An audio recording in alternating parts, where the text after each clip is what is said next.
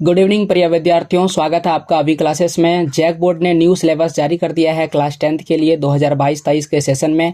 और आज मैं सामाजिक विज्ञान में 4 किताब हमें पढ़ना है। चारों का मैं सिलेबस आपको एक्सप्लेन करने वाला हूं और हम लोग देखने वाले हैं कि टर्म 1 में क्या पढ़ाया जाएगा और टर्म 2 में हमें क्या क्या चीज़ें पढ़ना है। और साथ ही साथ हम यह भी देखेंगे अगर कोई चैप्टर छूट गया तो उसे भी हम लोग क्या करेंगे, टिक करेंगे।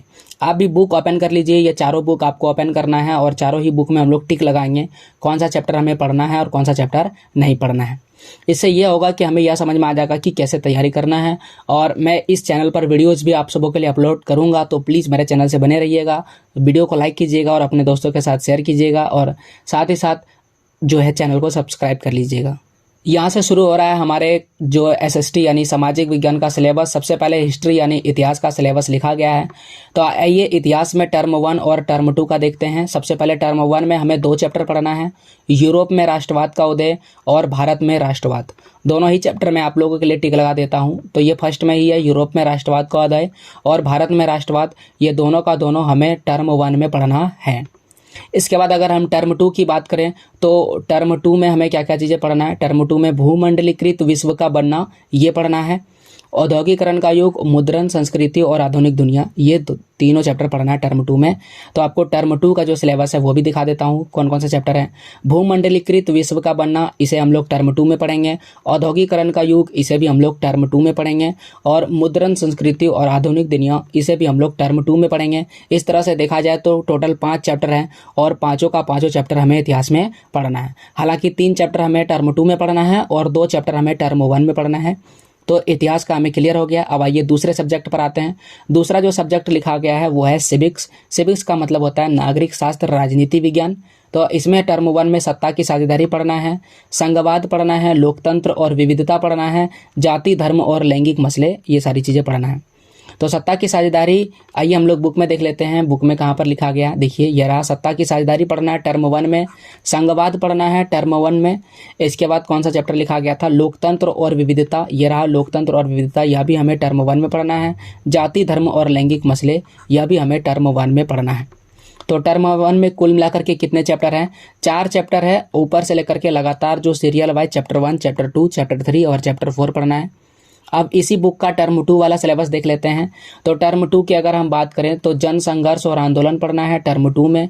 इसके बाद राजनीतिक दल टर्म 2 में पढ़ना है। लोकतंत्र के परिणाम टर्म 2 में पढ़ना है और लोकतंत्र की चुनौतियां जो है इसे भी हम लोग टर्म 2 में पढ़ेंगे। तो आइए टिक लगा लेते हैं। जन संघर्ष और आंदोलन की अगर हम बात करें तो यह हमें टर्म 2 में पढ़ना है। राजनीतिक दल टर्म 2 में पढ़ना है, टर्म 2 लिख लेते हैं। लोकतंत्र के परिणाम और लोकतंत्र की चुनौतियां, यहाँ पर भी अगर हम गौर से देखें तो कुल मिलाकर के 4 चैप्टर हैं और इस और भी कितना चैप्टर है, 4 चैप्टर है। तो राजनीति विज्ञान में 8 चैप्टर को 4-4 करके 2 भागों में बांट दिया गया है, जिसमें से आधा टर्म 1 में पढ़ना है और आधा हमें टर्म 2 में पढ़ना है। इसमें एक भी चैप्टर छोड़ा गया नहीं है, तो बिल्कुल भी आपको एक भी चैप्टर छोड़ना नहीं है, आपको कंटिन्यूअस सबके सब चैप्टर पढ़ने हैं। इसके बाद आते हैं ज्योग्राफी पर। ज्योग्राफी की अगर हम बात करें तो ज्योग्राफी में टर्म 1 की अगर बात करें तो संसाधन और विकास के बारे में पढ़ना है। टर्म 1 में वन और वन्यजीव और संसाधन के बारे में पढ़ना है। जल संसाधन और कृषि हमें टर्म 1 में पढ़ना है। ये भी मेरे ख्याल से जो लगातार है, जैसे कि संसाधन, यहाँ पर टिक लग कर लेते हैं। संसाधन एवं विकास यह हमें टर्म 1 में पढ़ना है। वन एवं वन्यजीव संसाधन टर्म 2 में पढ़ना है। जल संसाधन और सॉरी माफ़ कीजिए, ये टर्म 1 होगा, ठीक है, टर्म 2 लिखा गया गलती से, टर्म 1 में पढ़ना है। जल संसाधन भी हमें टर्म 1 में पढ़ना है, देख सकते हैं यहाँ पर जल संसाधन लिखा गया है। इसके बाद जो अगला है वो कृषि है, कृषि भी टर्म 1 में पढ़ना है। तो इस तरह से इसमें 7 चैप्टर है, जिसमें जो 4 चैप्टर है वो टर्म 1 में पढ़ना है। इसके बाद बाकी जो 3 बच जाते हैं, खनिज और ऊर्जा संसाधन, विनिर्माण उद्योग और राष्ट्रीय अर्थव्यवस्था की जीवन रेखाएं, ये तीनों का तीनों जो चैप्टर है बचा हुआ, इसे हम लोग टर्म 2 में पढ़ेंगे। खनिज और ऊर्जा संसाधन ये टर्म 2, यहाँ पर टर्म 2 लिख दीजिए। विनिर्माण उद्योग यहाँ पर भी टर्म 2 लिख दीजिए और राष्ट्रीय अर्थव्यवस्था की जीवन रेखाएं यहाँ पर भी टर्म 2 लिख दीजिए। इसे टर्म 2 में पढ़ना है। तो इस तरह से टर्म 1 और टर्म 2 का सिलेबस हमने टिक लगा लिया और उम्मीद आपको ये समझ में आ गया होगा। तो प्लीज़ लाइक करते चलिए वीडियो को और साथ ही साथ सब्सक्राइब कर लीजिए चैनल को। ना केवल मैं आपको सिलेबस बतला रहा हूँ, बल्कि मैं आपको चैप्टर भी एक्सप्लेन करके वीडियोज़ अवेलेबल कराऊंगा ताकि आपकी परीक्षा की तैयारी बेहतर हो सके। अब आइए इकोनॉमिक्स में देख लेते हैं। इकोनॉमिक्स यानी कि अर्थशास्त्र, तो पहला पढ़ना है विकास और दूसरा है भारतीय अर्थव्यवस्था के क्षेत्रक। ये दोनों का दोनों टर्म 1 में पढ़ना है।